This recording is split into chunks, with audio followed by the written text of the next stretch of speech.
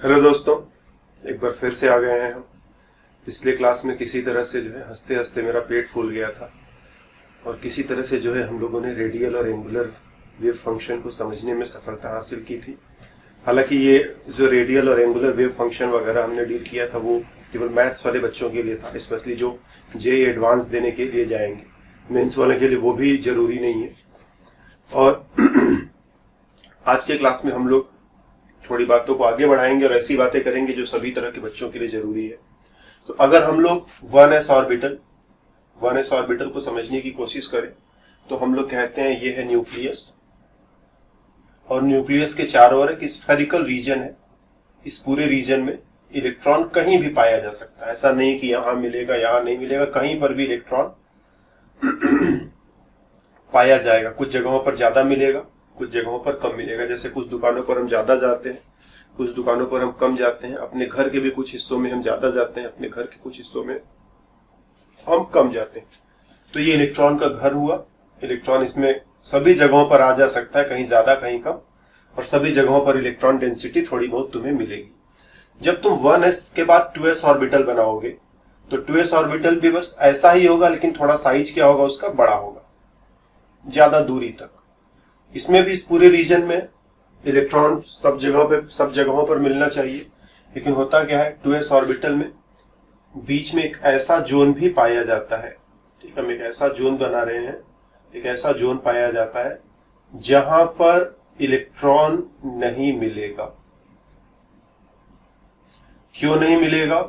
वही quantum mechanical calculations ये कहते हैं।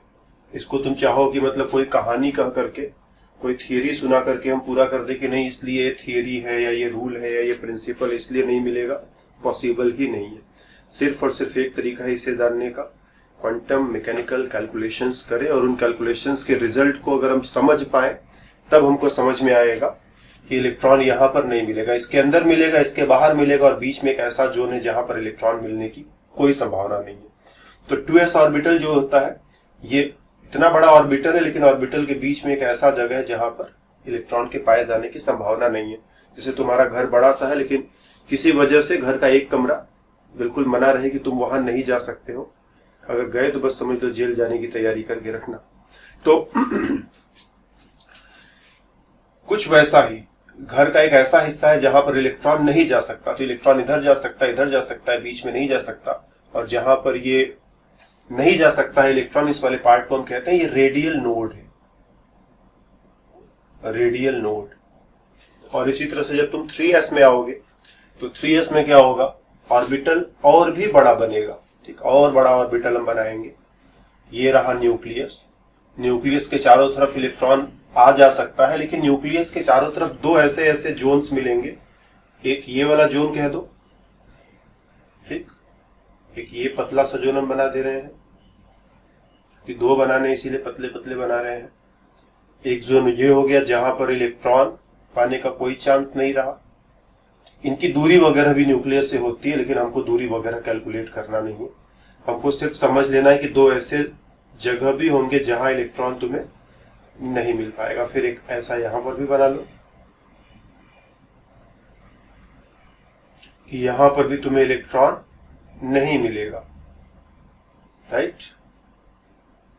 और इसके अंदर, इसके बाहर, ये बीच में, बाकी सभी जगहों पर इलेक्ट्रॉन रह सकता है, आ सकता है, जा सकता है। लेकिन ये दो ऐसे जोन्स है जहां पर तुम्हें इलेक्ट्रॉन देखने को नहीं मिलेगा, इलेक्ट्रॉन डेंसिटी 0 रहेगी।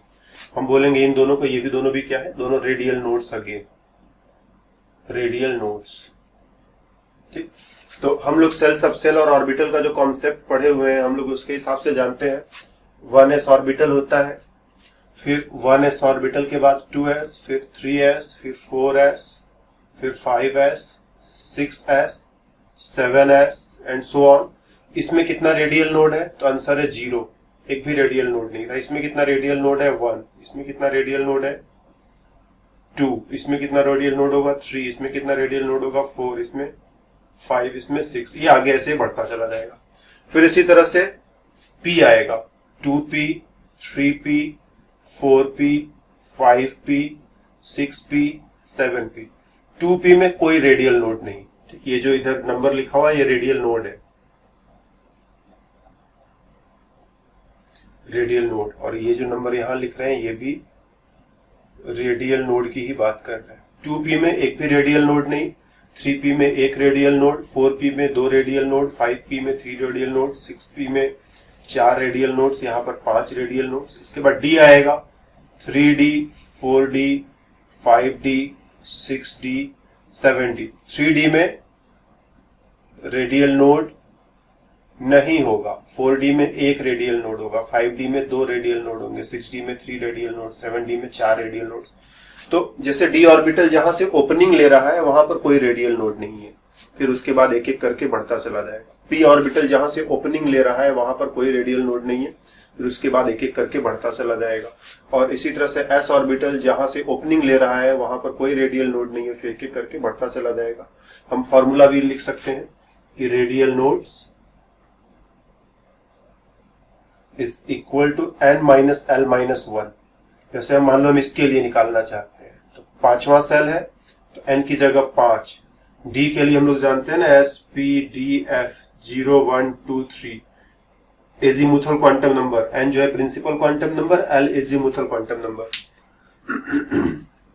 तो प्रिंसिपल क्वांटम नंबर हो गया 5, एजीमुथल क्वांटम नंबर हो जाएगा 2। 5 माइनस 2 माइनस 1, 5 में से 2 गया बचा 3 में से एक और जाएगा तो बचेगा 2, और वो हम पहले ही पा चुके हैं। तो ऐसे भी तुम पैटर्न वाइज भी पा सकते हो, या फिर तुम इस तरह का formula principal quantum number minus azimuthal quantum number minus 1 करके भी रेडियल नोड्स का पता लगा सकते हो। तो 1s में कोई नोड नहीं है, 2s में एक रेडियल नोड है, 3s में 2 रेडियल नोड्स हैं, 4s में जाओगे तो इसी तरह से एक रेडियल नोड और बढ़ जाएगा। 2p का डायग्राम अगर इसी तरह से बनाना चाहो, ये 2p 3p 4p, तो 2p बनाओगे, मान लो हम 2pz बना रहे हैं, तो 2pz बनाओगे तो कहोगे ये रहा 2pz, ये है न्यूक्लियस और बाकी सभी जगहों पर इलेक्ट्रॉन पाया जा सकता है, ये 2pz हो गया। 3pz बनाओगे तो ऑर्बिटल बड़ा बनाओगे थोड़ा, और कहोगे इसमें 2 जगह पर, एक यहां पर,